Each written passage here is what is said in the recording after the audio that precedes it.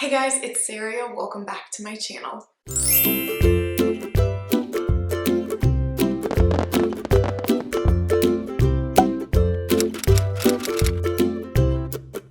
So today's ear tutorial is on a triplet set.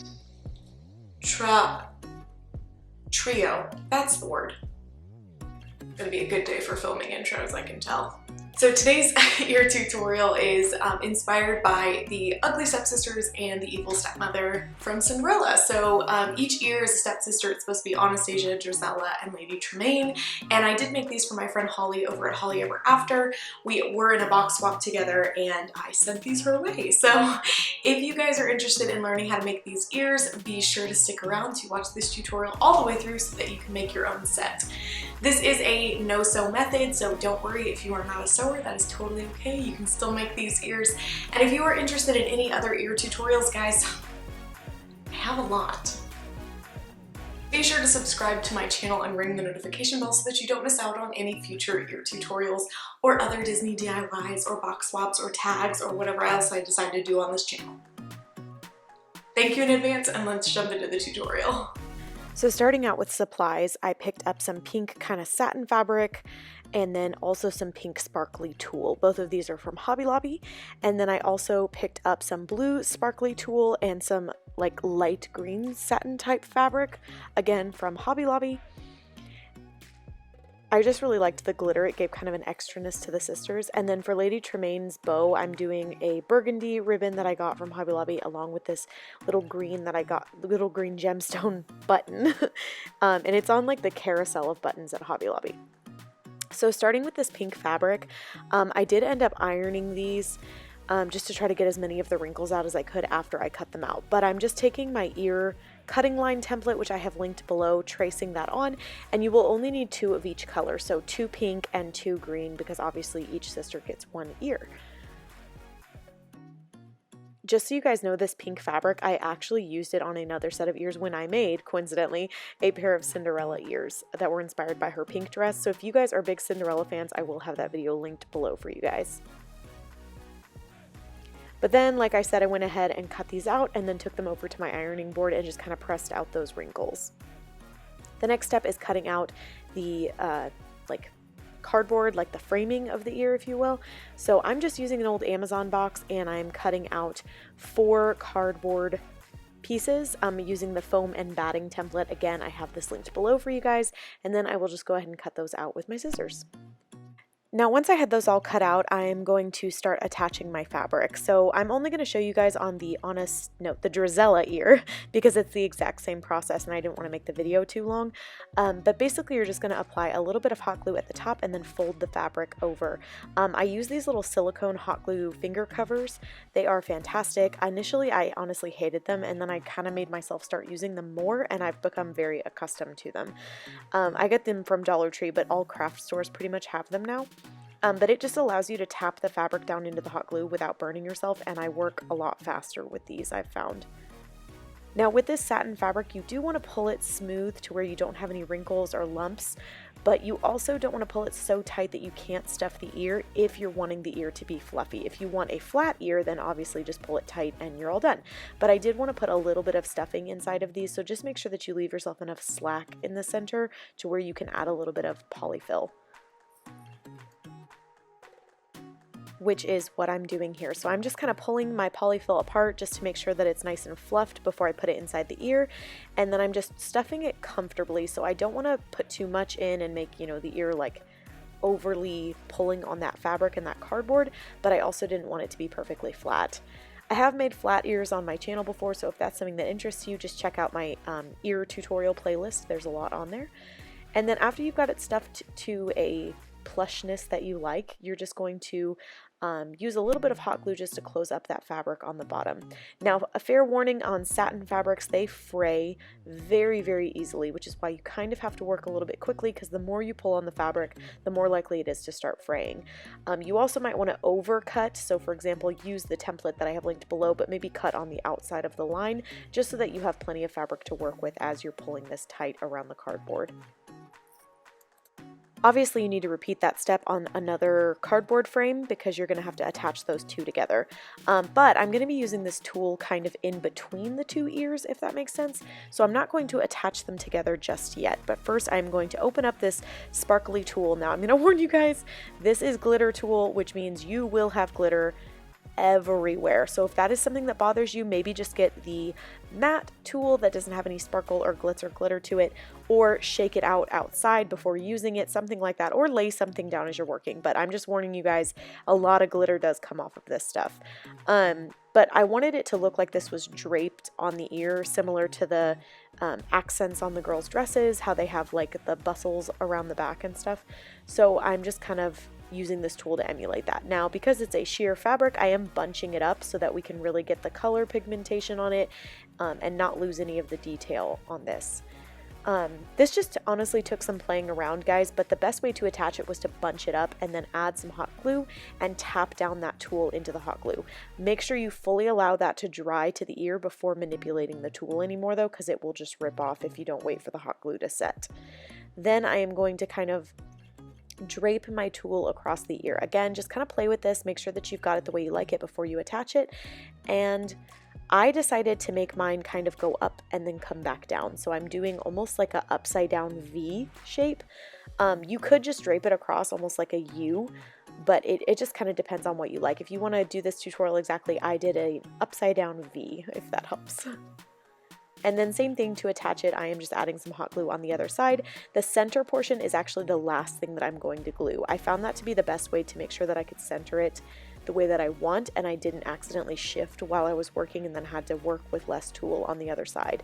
So again, glue each end, then go in and tack down the center with a little bit of hot glue. Again, these silicone covers, especially if you're working with some sort of mesh material like tulle, they really come in handy. And the Dollar Tree pack actually comes with 3 of them, so definitely worth $1. Now, before attaching these two ends, I'm going to repeat this step with the tool. The reason I'm doing it this way is because I wanted to hide the ends of the tool on the inside of the ear so that nobody could see it. And I'm also doing this now because I want to make sure that I match these up symmetrically. So you're going to see me kind of work a little bit at a time and keep matching it up with the other ear.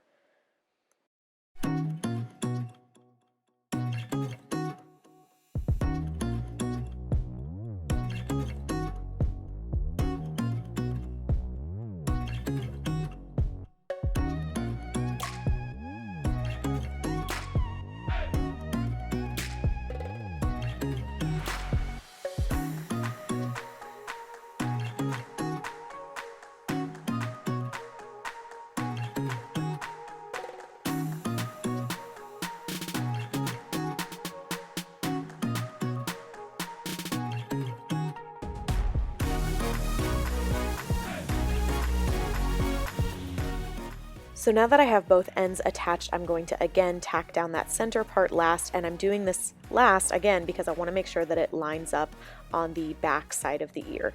Now you could totally just do this part on the front if that's all that matters to you. Again, this is so customizable, you do how you like. But I just, because I'm sending these to somebody else, I wanted to make sure that they were complete on the front and the back, if that makes sense. Then I am applying a pretty generous amount of hot glue to the center and attaching these two ears. All of these steps will be replicated on the Anastasia side of the ears. I am not going to show that because it's the exact same steps, just using the pink fabrics instead.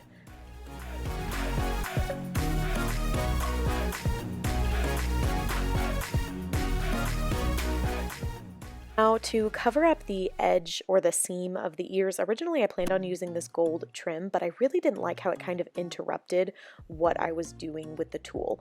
So I ended up deciding to just use more tulle on the outside of it, and I cut a strip that was the diameter, I don't know what word I'm looking for, the round of the ear, and I'm just twisting it so that it's nice and taut, and then I'm going to tap that down into my hot glue. It is very important here to work in small sections so that you can allow the tulle to fully dry in the hot glue before moving on. Also with this part, just make sure that you cut yourself a little bit of excess because you can always trim it off afterward, but you don't want to run out as you're working. But as you can see here, I'm just kind of twirling it with my finger, and then I'm going to lay down little bits of hot glue as I go and tap it down into the hot glue. Then once I get to the end, I'm trimming off any excess.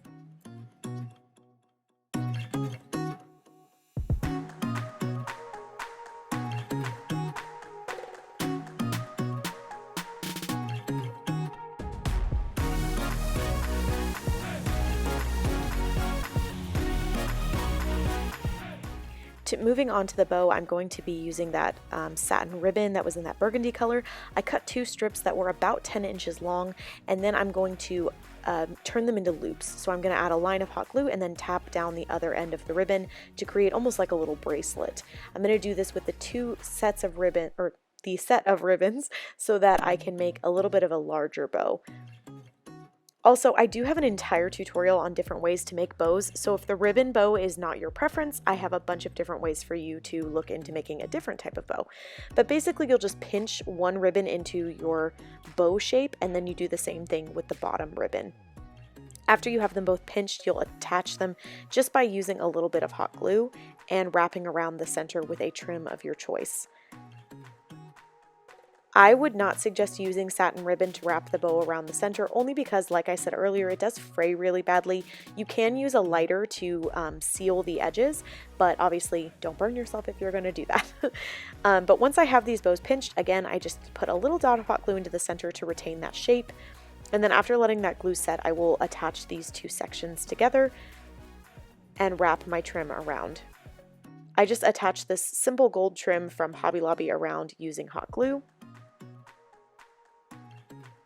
And being careful not to burn myself since I'm not wearing my finger protection, Saria, like you amateur.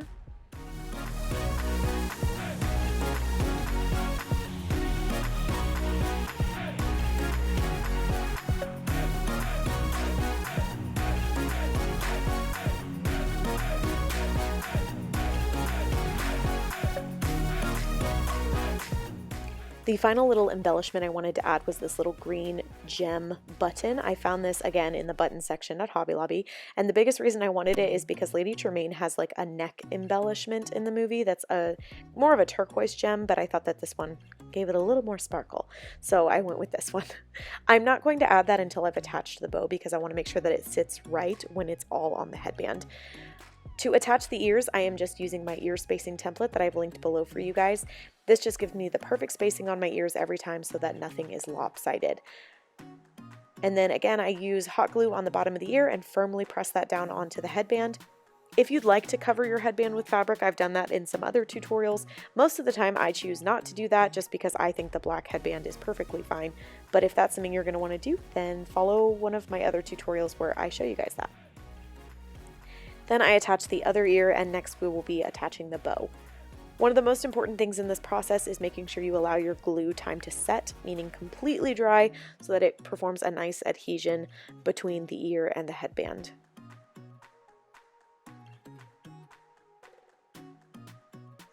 Now, to add a little bit more texture and embellishment to these, I did decide to line them with that same gold trim that I used on the Lady Tremaine bow.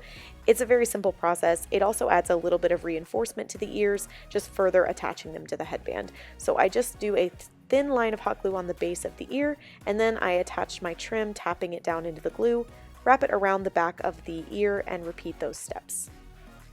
Then I trim off my excess and do the same thing on the other side.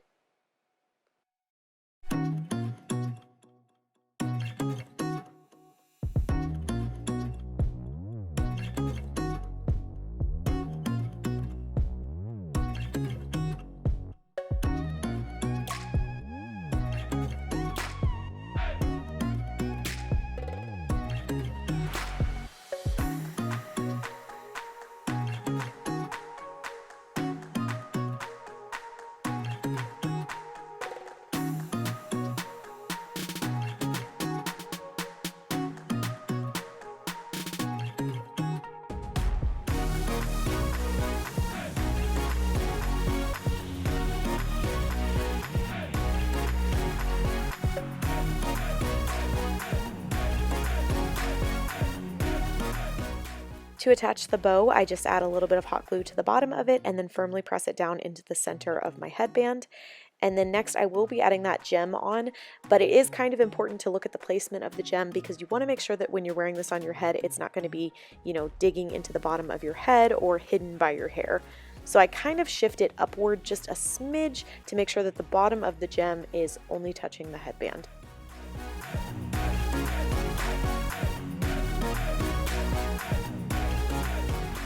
Now, I felt like these ears were just missing something, and so I wanted to add a little embellishment to the top of each of the sisters' ears, if that makes sense. Now, Anastasia has this little gold headpiece that she wears in the movie, so I got a gold pipe cleaner out of my stash and I kind of just folded it into the shape that I was looking for. I just played around with it until I was pretty happy with it, and I will just be attaching this with a little bit of hot glue, but I really thought it just gave the ear that perfect little, cherry on top kind of moment. And then for the Drizella side, I folded a blue pipe cleaner into a bow shape because she wears a very large bow on the top of her head.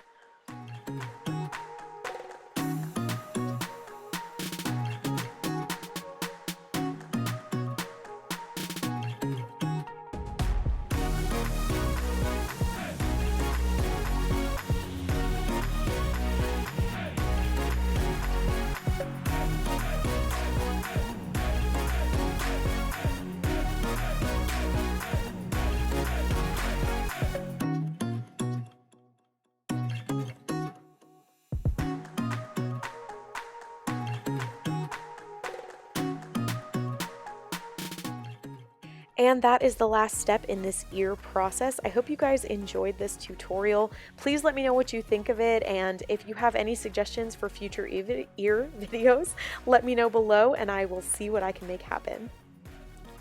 Also, go check out Holly's unboxing of these ears to see if she loved them as much as I do.